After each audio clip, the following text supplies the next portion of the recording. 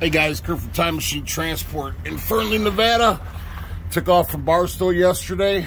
Went and picked up 2 parcels heading to Montana. And truck rode great. I'm still, everything is fine, but I think I have air in my fuel system because I'm getting bubbles in my reservoir. So, but the truck's running great.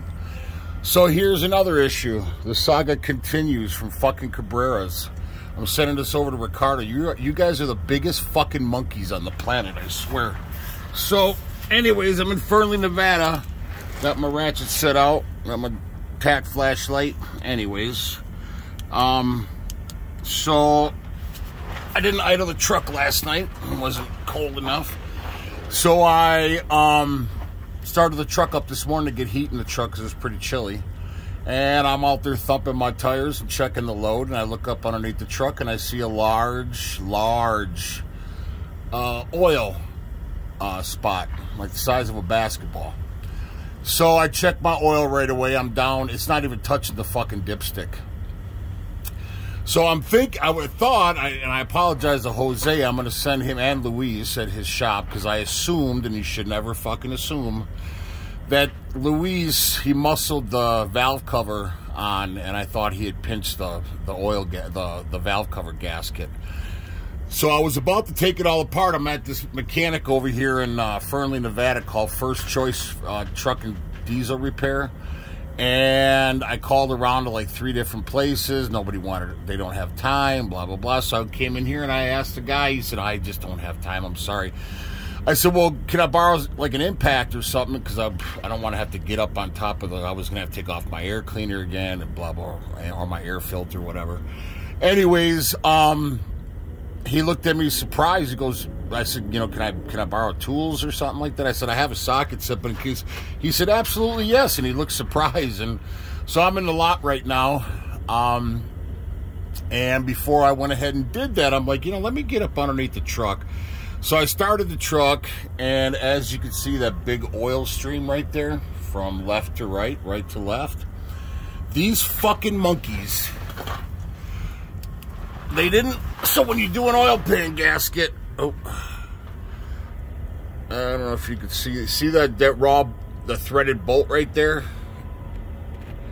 Well, yeah, right there. There's supposed to be a spacer on each one of these. There's supposed to be a spacer in between. It's a spacer and like a washer, but it's a gasket washer. And it's not really meant to seal the oil pan. It's used to apply so when you tighten down the bolt, and by the way, it's a 15 millimeter. It basically, so it prevents the oil pan from cracking.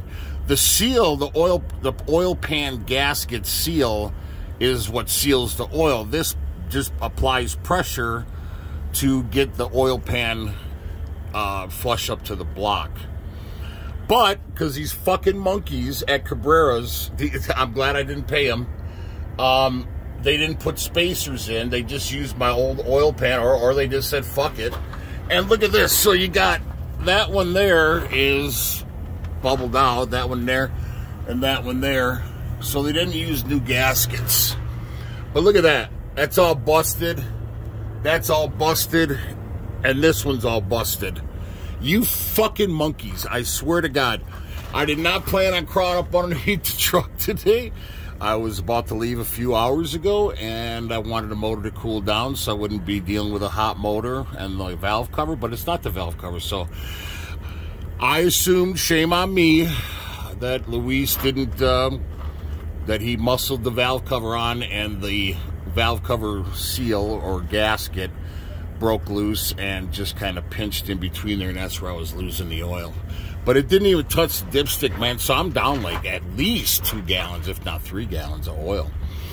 So again, guys, you know, thump your tires, check out your equipment every day, because had I gone down the road like this, it would have been even worse. So anyways, I'm going to go inside and ask the guy.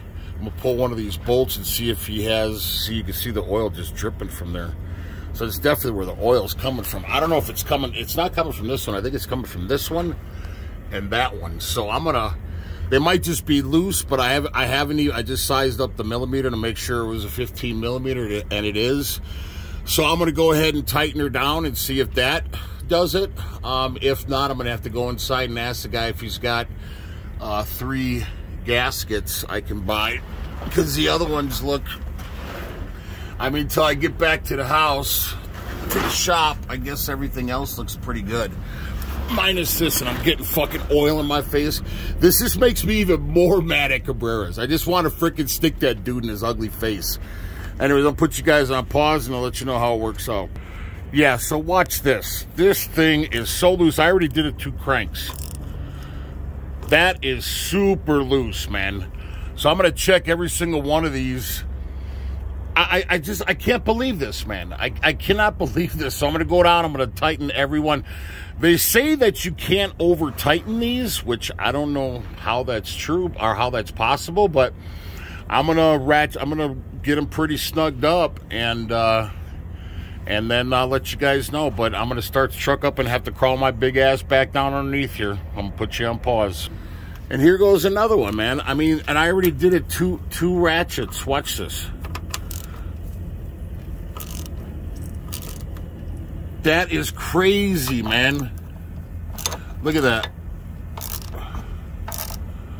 That is absolutely unacceptable, man.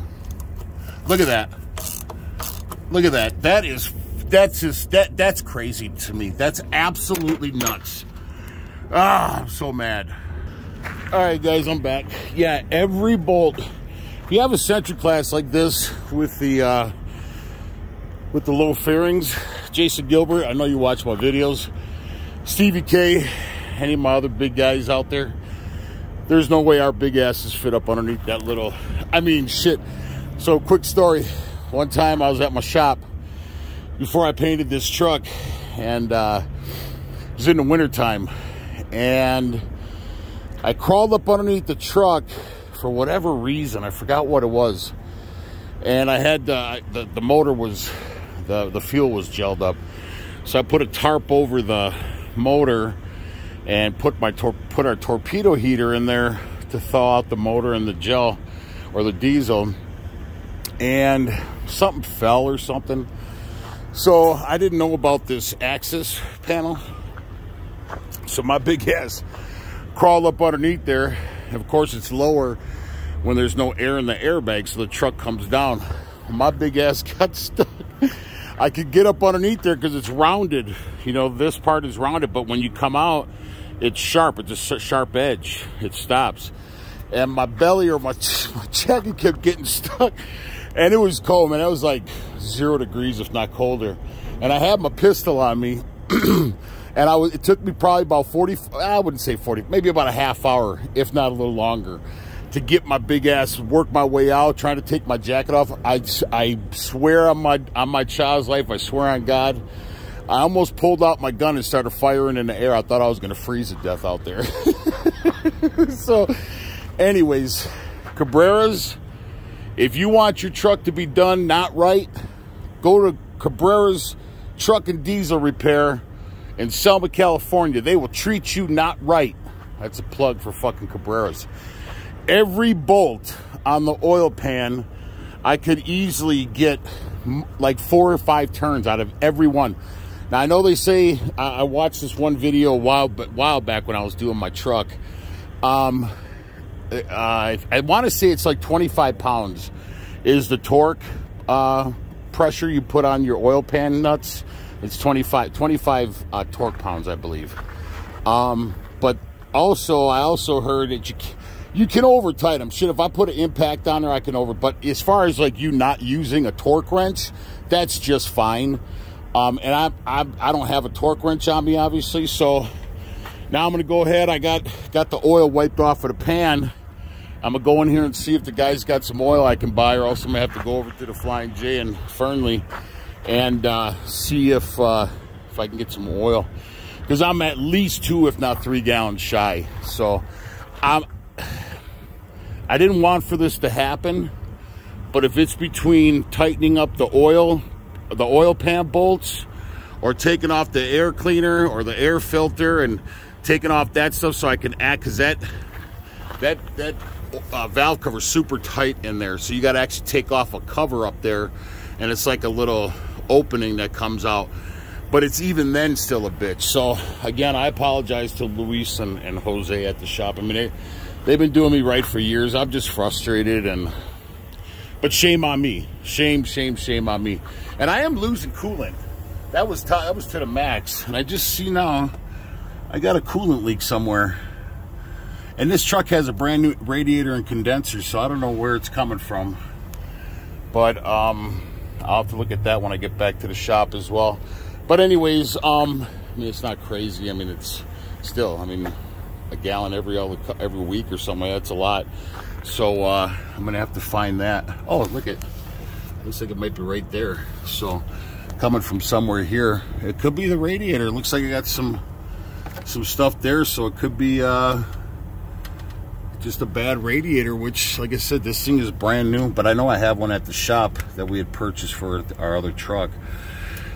So it looks like I'll be putting in a fucking radiator when I get to the shop. So anyways, now I'm just babbling or whatever. But see, I just replaced this fuel filter yesterday, and it's already all the way up.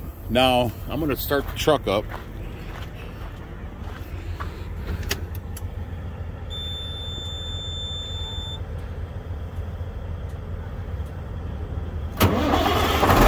And it did not blow any smoke this morning. Yep, see that? I got air in my fuel system. But anyways, when I didn't idle it overnight and I started it up this morning, I had no white smoke, zero, and it was cold out here this morning. I had no smoke whatsoever. And I'm still kind of not struggling to go up the hills. I'm light on this load, so it's just a make rain system and then a tank. I mean, I was going up all right up the mountains, but I'm not going to full power on it. And I'm definitely getting air in my system. So I'm wondering if you look back here. I'll grab my flashlight. What do I do with it? I'll show you guys.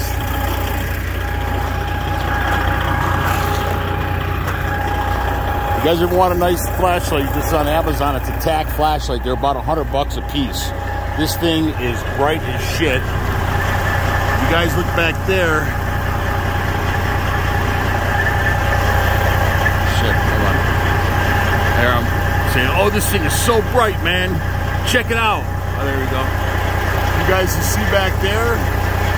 Those new fittings over there, there's two valves that were underneath there that Ricardo from Cabreras took out and he put in, and I think that's the problem. I think it's sucking air right there. So I'll have to, I don't have the fuel pressuring stuff at the shop, so I'll stop over in Billings, Montana. I got my guy Jerry over there from Big Sky Diesel.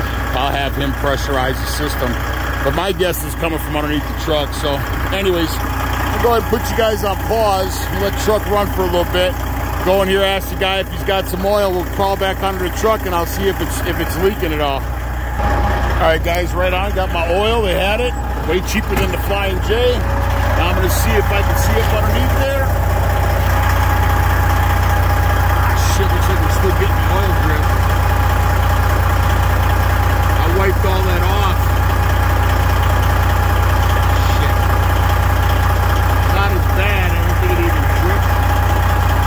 Get up underneath her while she's idling, but I think you guys have seen enough, so I'm going to get up underneath there one more time, and I got to back crawl all the way down. So anyways, please like and subscribe to the channel. Ciao.